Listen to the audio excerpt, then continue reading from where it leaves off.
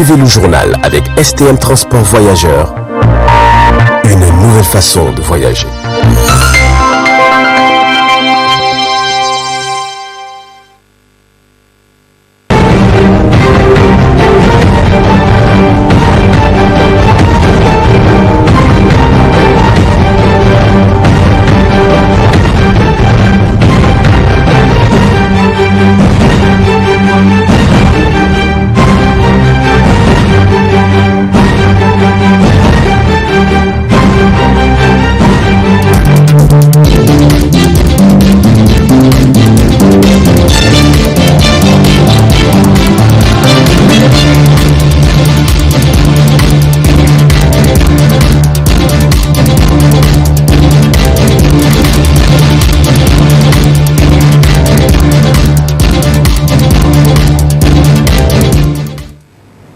Messieurs, dames, bonsoir et ravi de vous retrouver sur votre chaîne préférée à ce grand rendez-vous incontournable de l'actualité sur la voix de la femme.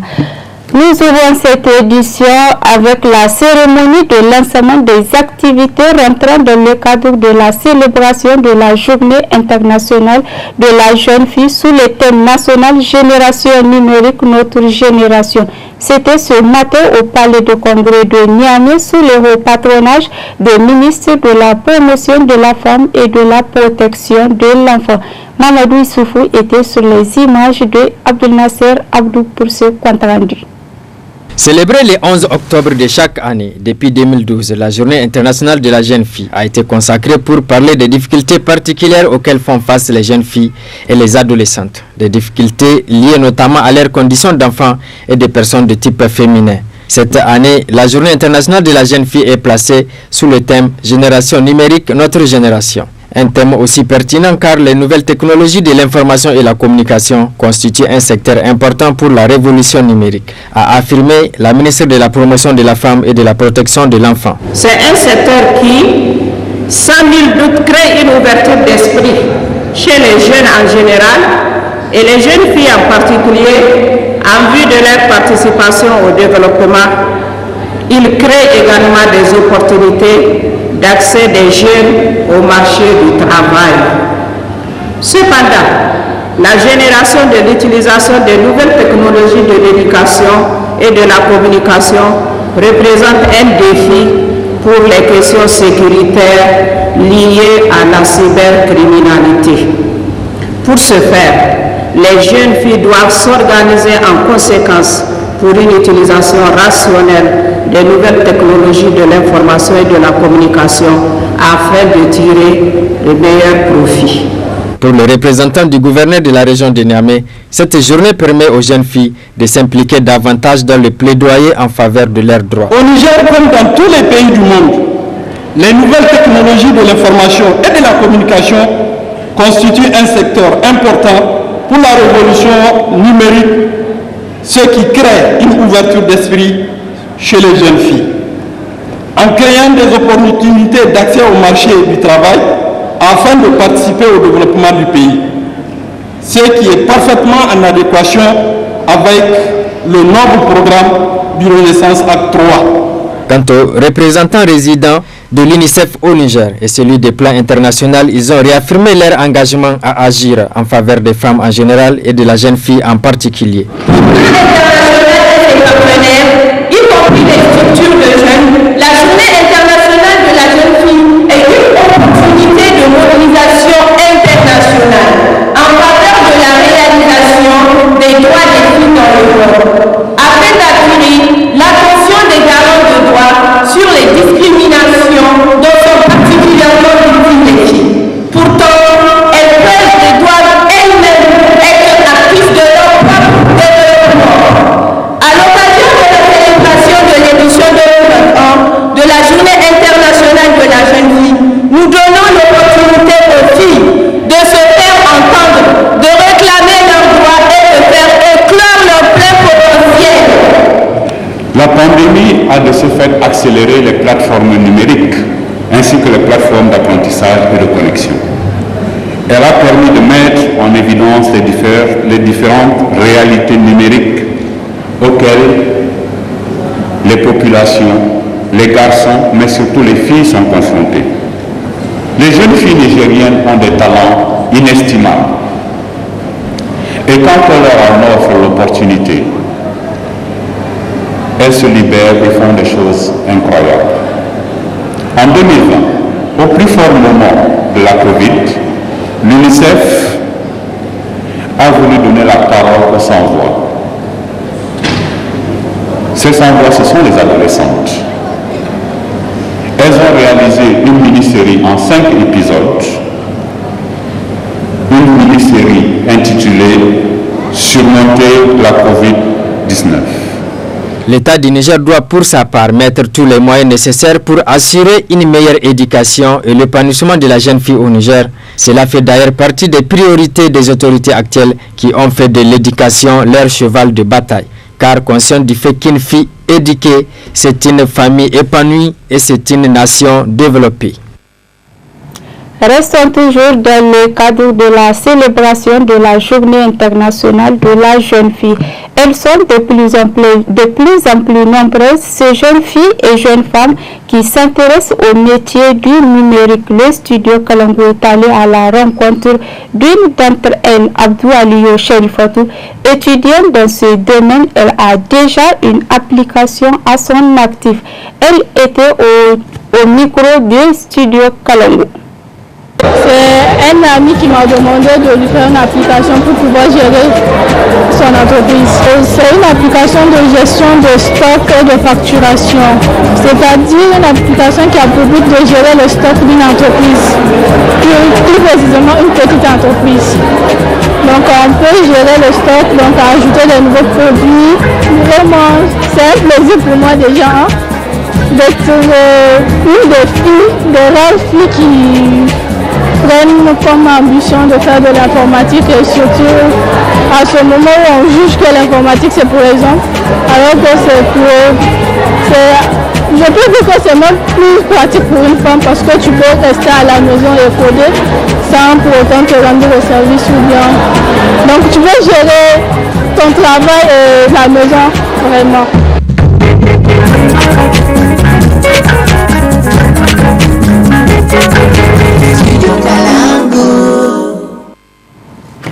Ouverture ce matin au restaurant Arc-en-Ciel du séminaire de formation sur la contribution de la gouvernance et la réforme du secteur de la sécurité à la prévention de l'extrémisme violent. C'était sous la présidence du directeur de cabinet du président de la République. Suivant ce compte rendu de la rédaction.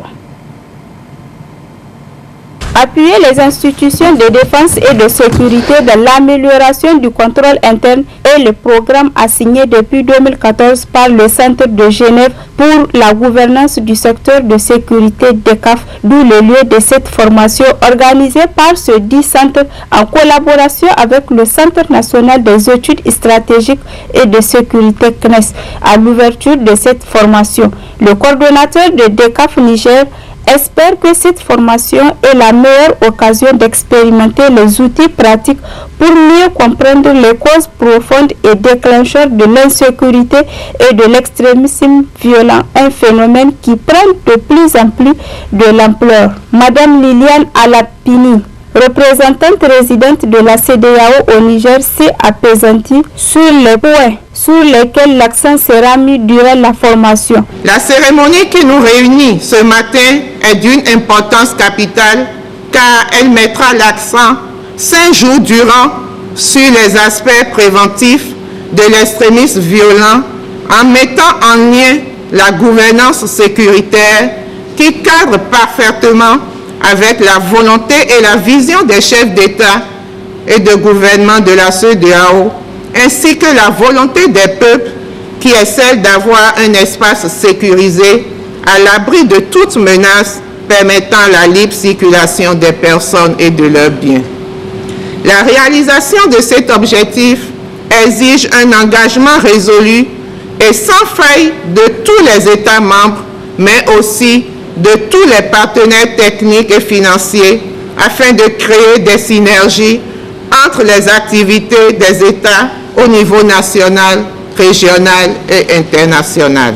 Dans son discours d'ouverture, M. Sani Ibrahim Abani, docteur du cabinet du président de la République, est aussi revenu sur l'importance et la nécessité de la dite formation. Le Niger, en conformité avec les cadres internationaux en matière de réforme du secteur de la sécurité auquel il a souscrit, et pour faire face aux nombreux défis sécuritaires, a élaboré différents documents de politique et de stratégie et pris plusieurs mesures en vue d'améliorer la sécurité des personnes, des biens et préserver l'intégrité du territoire national.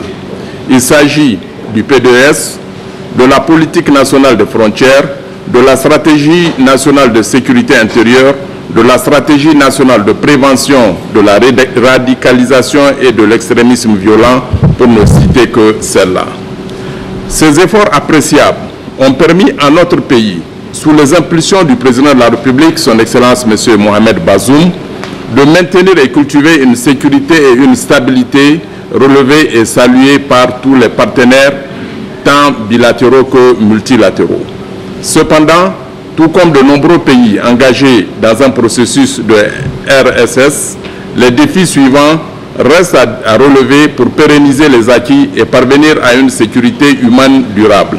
Il s'agit, entre autres, de la coordination des appuis des différents partenaires, de l'inclusion des acteurs non étatiques à toutes les phases de la RSS et de l'adaptation du concept de RSS à notre contexte et à nos besoins spécifiques de sécurité. Pour ce dernier défi, la présente formation va sans aucun doute continuer à le relever. Pour cela, chers participants, il est nécessaire de comprendre le concept dans ses généralités avant d'être en mesure de l'intégrer et de l'adapter au contexte nigérien, en particulier dans le cadre de la prévention de l'extrémisme violent. Cette formation a pour objectif global de développer les connaissances et les compétences des participants en gouvernance et réforme du secteur de la sécurité en lien avec la prévention de l'extrémisme violent afin d'améliorer la sécurité humaine au Niger et au-delà, a martelé le docteur de CNES. Restons toujours avec la même équipe à l'Arc-en-Ciel pour évoquer cette fois-ci la cérémonie d'ouverture de l'atelier de présentation du rapport d'auto-évaluation des capacités des parlementaires et des besoins législatifs, suivi de l'élaboration d'un plan d'action de la Commission de la Défense et de la Sécurité. Et c'est le 5e vice-président de l'Assemblée nationale qui a présidé la dite cérémonie.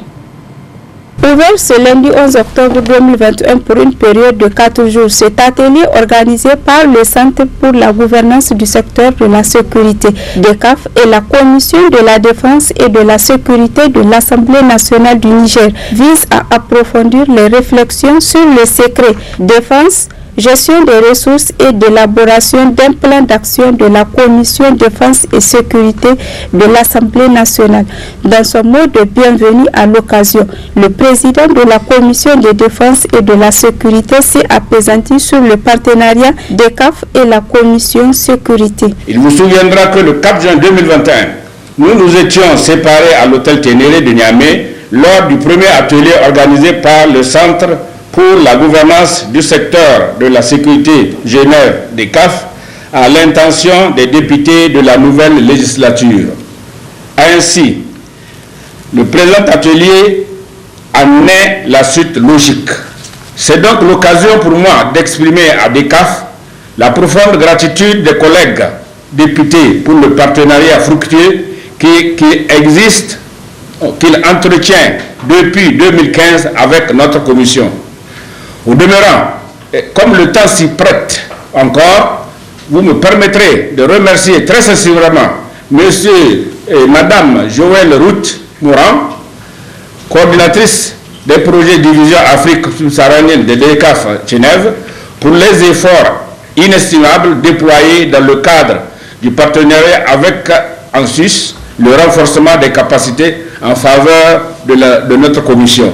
C'est le lieu de rassurer une fois de plus DECAF et ses partenaires financiers, en l'occurrence la République fédérale d'Allemagne et le Royaume de Danemark, que les parlementaires de cette nouvelle législature apporteront tout leur soutien, aussi bien à l'équipe du bureau résident à Niamey qu'à celle du siège à Genève, afin de contribuer davantage à améliorer le partenariat. À travers sa voix, l'honorable Djalali Al-Kabous a, au nom du président de l'Assemblée nationale, salué les partenaires avant de revenir sur l'objectif essentiel de la formation avant de déclarer ouvert ce dit atelier. Le présent atelier se tient sous le thème central du secret défense et gestion des ressources.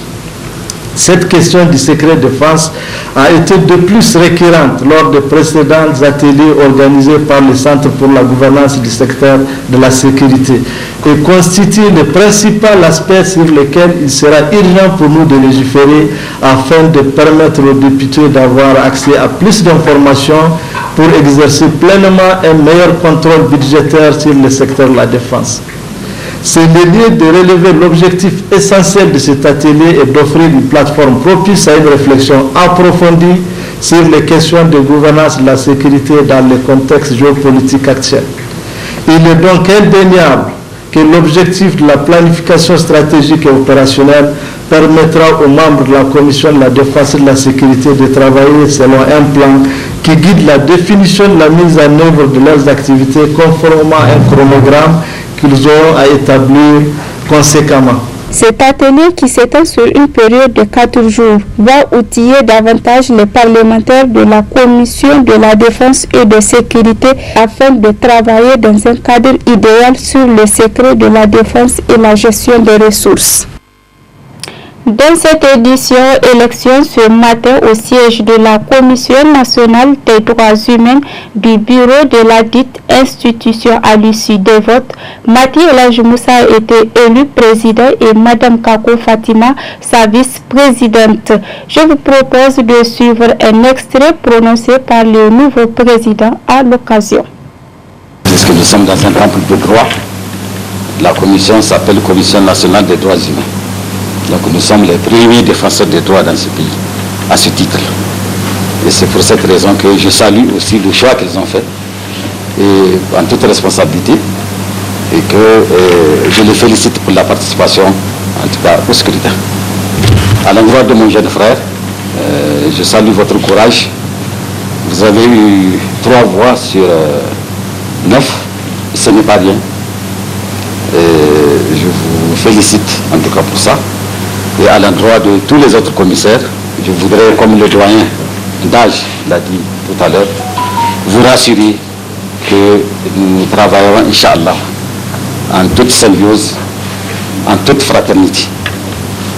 Personne ne sera exclu de la gestion de cette institution. Nous sommes tous des Nigériens, nous sommes tous des citoyens avec les mêmes droits et les mêmes devoirs. La phase électorale comporte toujours une phase de bataille. Et grâce à Dieu, cette bataille électorale est aujourd'hui terminée.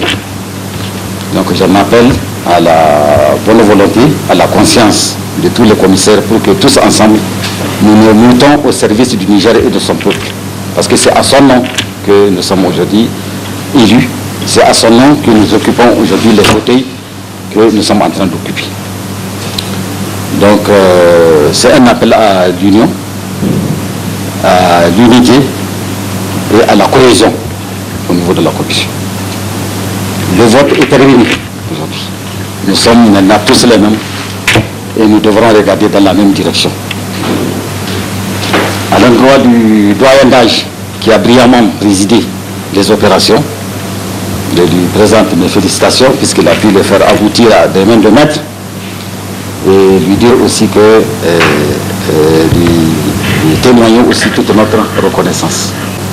La commission, normalement au niveau de son agenda, doit présenter chaque année son rapport d'activité et un rapport sur les droits humains sur l'ensemble du territoire national.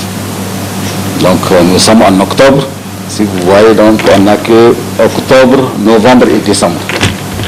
Nous devons de nous mettre à la tâche et avec l'aide de Dieu, Inch'Allah, on fera de notre mieux pour qu'on puisse donner satisfaction à tous ceux qui nous ont fait confiance et à l'ensemble donc, de la population au nom de laquelle nous agissons.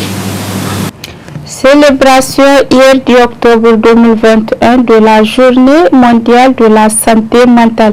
À cette occasion, les étudiants de l'Université Abdou Moumouni de Niamey en psychologie ont organisé ce matin à la Faculté des Lettres et des Sciences humaines une activité. D'autres détails dans ce reportage de Hassia Diallo et Abdul Raouf Eyabou. Faisons des soins de santé mentale pour tous une réalité est le thème retenu par le département de la psychologie de l'Université Abdou Moumouni pour célébrer la journée mondiale de la santé mentale au Niger.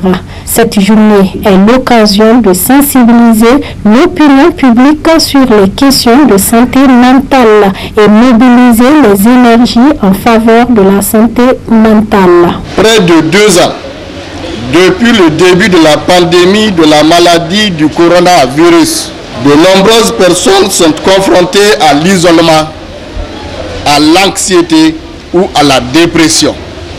La journée mondiale de la santé mentale nous donne l'opportunité de réfléchir de la façon dont nous pouvons améliorer notre propre santé et d'aller vers les autres pour leur demander ce qu'ils ressentent.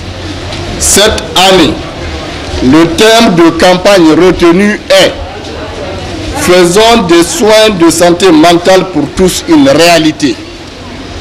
Ceci s'explique par le fait que de nombreuses personnes dans la région africaine et au-delà n'ont pas accès aux soins pour des problèmes de santé mentale.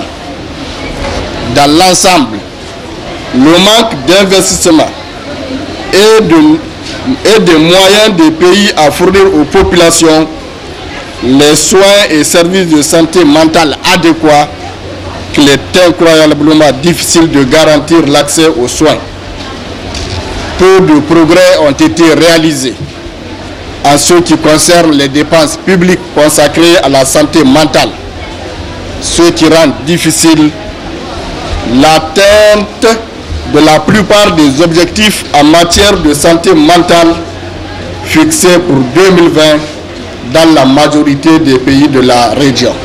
À travers sa voix, la représentante de l'OMS au Niger réaffirme leur engagement à soutenir sans faille les personnes en déficience mentale. La santé mentale reste une préoccupation au niveau mondial. Et maintenant, l'ensemble des partenaires au niveau mondial, y compris l'OMS, vraiment sont en train de se battre pour que la santé mentale devienne au centre de la préoccupation et devienne une nécessité pour la mobilisation de tous autour de cette question de santé mentale. Parce que les journées santé mentale sont célébrées chaque année le 10 octobre, justement pour sensibiliser l'opinion publique, les communautés, les décideurs et l'ensemble des partenaires pour que on place la santé mentale au centre des préoccupations et que nous nous mobilisons tous ensemble pour mettre fin à ces troubles mentaux. Je vais juste attirer l'attention des uns et des autres, interpeller les uns, surtout les jeunes, avec l'utilisation de substances psychoactives et drogues et assimilées. Franchement, il faut que les jeunes fassent attention par rapport à ce phénomène qui prend de l'ampleur et qui constitue des préoccupations au sein des familles. Pratiquement toutes les familles sont concernées par cette problématique et ça prend de plus en plus de l'ampleur. La santé mentale et le soutien psychosocial doivent être considérés comme des composantes intégrales et transversales de tous les programmes humanitaires. C'est pourquoi les partenaires tels que la Croix-Rouge, l'OMS, l'HCR, l'UIM s'engagent à y accorder davantage plus d'intérêt pour mettre fin à ces genres de maladies. Les élèves et étudiants du niveau moyen et supérieur de l'Institut de formation aux techniques de l'information et de la communication IFTIC ont repris le chemin de l'école pour la rentrée scolaire 2021-2022. À ce jour de la rentrée, le directeur général de l'IFTIC a livré un message dont je vous propose de suivre cet extrait. Notre mission traditionnelle qui est de former, et nous avons notre slogan qui est bien formé pour mieux servir. Eh bien, nous sommes lancés dans le respect de ce slogan. Et conformément, je dis à notre mission qui n'est pas uniquement de former, mais également de participer à la recherche dans le domaine de la communication, mais également de concevoir les outils de communication parce que le développement du pays dépend. Le pays ne saurait se développer, il ne va pas se développer seulement avec des économistes, des médecins, avec je ne sais quoi. Il faut également qu'il y ait une communication pour que la population comprenne ce qui est attendu d'elle et pour que la population s'engage dans le sens souhaité. Eh bien, c'est pour ça, en collaboration avec l'UNESCO, nous avons récemment organisé une activité pour aller dans le sens de la conception des outils de communication, mais également de la sensibilisation de la population sur un certain nombre de faits qui minent un peu notre existence. Donc, l'équipe est revenue, nous allons profiter, monsieur le directeur de la communication, le représentant du ministère de la communication chargé des relations avec les institutions. Nous avons profité de cette occasion pour faire une projection des éléments produits par ces vaillants journalistes. Après quoi, effectivement, les étudiants seront entretenus par l'administration par rapport à un certain nombre de questions, notamment le règlement intérieur et d'autres aspects de la vie de l'école. Tout au long de la semaine, avant le démarrage effectif des cours, eh bien, nous avons programmé un certain nombre d'activités, notamment des conférences et des explications détaillées leur seront fournies par l'équipe de l'administration qui va s'entretenir avec eux tout à l'heure.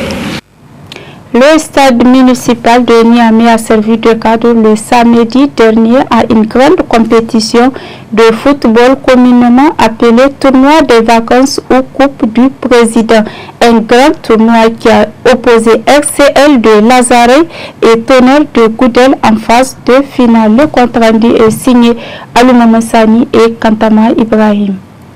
Ce championnat de tournoi de vacances au Coupe du Président Bazoum a enregistré la présence des milliers et des milliers de supporters de Ballon. Plusieurs équipes locales ont pris part à cette compétition dédiée au président de la République, Alhaji Bazoum Mohamed. Il s'agit de l'ASEC de Yantala, élite de l'aéroport, RCL de Lazare et Tonnerre de Goudal en demi-finale. Une finale qui a opposé RCL de Lazare en bleu et Tonnerre de Goudal en vert. Au finish, c'est la Racing Club de Lazare qui a remporté ces matchs sur un score de 2-0. Pour le club de RCL et Tonnerre de Goudal, ces derniers se réjouissent respectivement de l'esprit de fair play qui a prévalu ce match. Il faut forcément avoir donc c'est comme ça, c'est la règle du jeu. Dieu a fait en sorte qu'aujourd'hui, c'est pas notre chance. On a eu de la chance, c'est tout. Parce que le football là, il est imprévisible. Donc on a eu de la chance, les occasions qu'on a pu obtenir, on les a concrétisées et c'est tout. Parce que la deuxième victoire, vous avez vu, ça a été un peu difficile, mais on a su tourner jusqu'à la fin. Bon, je dis ça à notre président, parce que vraiment on a produit pas mal de finales. Ça, c'est la 4e finale. C'est la finale qui a été la bonne parce qu'on a produit 3 autres finales. Maintenant, avant-hier, ça fait pas longtemps qu'on a produit une finale. Donc, en tout cas, je dis ça à notre président parce qu'il fait des efforts financièrement. On lui dit c'est cette coupe. C'était Lazare aussi. Oui, obligatoirement, parce qu'ils nous ont accompagnés du début jusqu'à la fin. C'est vraiment grâce à eux qu'on est là aujourd'hui. Pour le comité d'organisation de cette compétition, l'objectif est de découvrir le meilleur talent au Niger. Donc c'est l'occasion pour nous d'informer le grand public que nous allons tout faire pour qu'il y ait le TGV national dans les années à venir. Inch'Allah, nous sommes en train de travailler de concert avec le Conseil sport du président de la République pour créer le cadre afin d'amener la Ligue des champions de TGV dans les 7 autres régions et aller vers la première édition du TGV national. L'objectif des TGV, vous le savez tous, c'est d'abord pérenniser les différents tournois, occuper la jeunesse, créer le cadre en donnant une aubaine aux jeunes talentueux de venir se faire repérer. Dieu merci, au niveau des différents TGV aujourd'hui, beaucoup de joueurs se sont fait remarquer. Donc voilà, au-delà de ces objectifs, nous disons qu'une jeunesse qui n'est pas occupée est une bombe à retardement. Si aujourd'hui les jeunes là ne sont pas occupés, qu'est-ce qu'on leur demande d'aller faire? Donc ceci étant, c'est toujours les différents objectifs qui sont partagés. Et nous avons dû constater que notre concept a été volé. On a créé le cadre pour nous amener dans une situation d'impasse, mais Dieu merci, nous avons pu nous battre et nous avons pu organiser cette quatrième édition. Donc au-delà du concept qui a été piqué, on veut nous faire de la concurrence déloyale. Une concurrence déloyale qui n'a pas sa raison d'être, parce qu'on cherche même à nous évincer. Mais pourquoi? C'est quoi l'objectif visé? Nous sommes légitimes, nous sommes une association légalement reconnue. Nous profitons de cette occasion pour remercier tous ceux qui ont apporté leur concours pour la réussite totale de cette 4e édition, à commencer par son Excellence Mohamed Bazoum, président de la République. Nous remercions aussi nos autres partenaires tels que NITA, Niger Post, et Boutique Le Champion. Et au dernier moment, nous avons eu un appui du DG de la Société Commerce Générale Barham et du Conseil technique à sport. Donc merci à vous tous, merci bien, que Dieu nous montre l'année prochaine. Enfin, le meilleur joueur, buteur, gardien et entraîneur des 4 équipes ont été récompensés, dont l'équipe RCL première avec 1 million de francs CFA et Tonnerre de Godel deuxième avec 500 000 de francs CFA. Lancement des activités sportives de la Ligue régionale de l'athlétisme de Niamey hier dimanche au parc d'agrément nigéro-turc. C'était en présence des athlètes venus des 4 coins de la capitale. Mamadou Issoufou était sur les images de Abdelmoumouni Abdou. Cette activité sportive de la Ligue régionale d'athlétisme entre dans le cadre de lancement des activités sportives de la Ligue au titre de l'année 2021-2022. C'était en présence des athlètes des différents quartiers de la capitale. Des programmes annuels qui vont en droite ligne avec le programme de la Fédération nigérienne d'athlétisme pour marquer le début de la saison. Il y a une particularité pour cette année, ça pour la première fois, là nous avons une activité qui se passe, vous voyez ici à Niamey. Mais tenez-vous, c'est la même chose dans nos 8 régions. C'est-à-dire que autant ce qu'on a fait ce matin à Niamey est en train d'être fait au niveau de cette autre région. Et cela est fait sur un appui, un accompagnement en tout cas financier et technique de la fédération.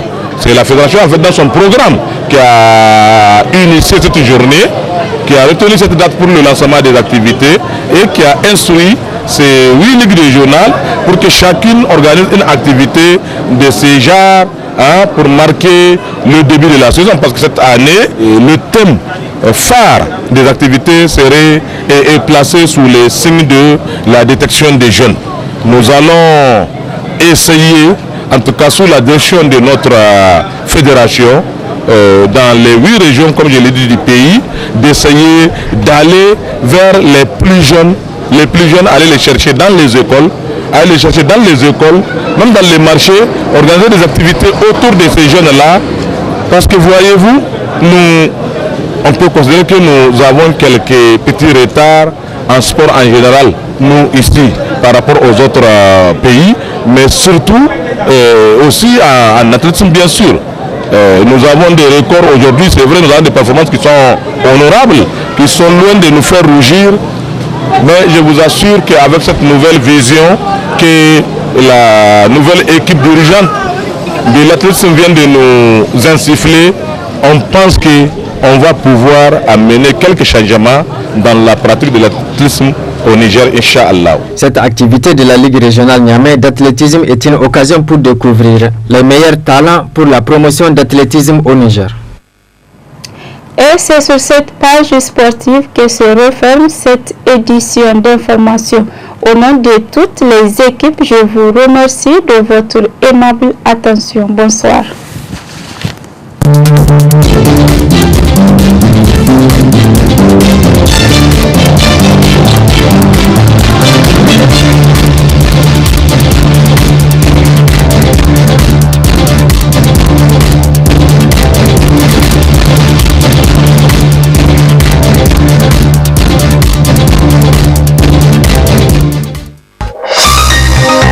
Ce journal vous a été présenté par STM Transport Voyageurs.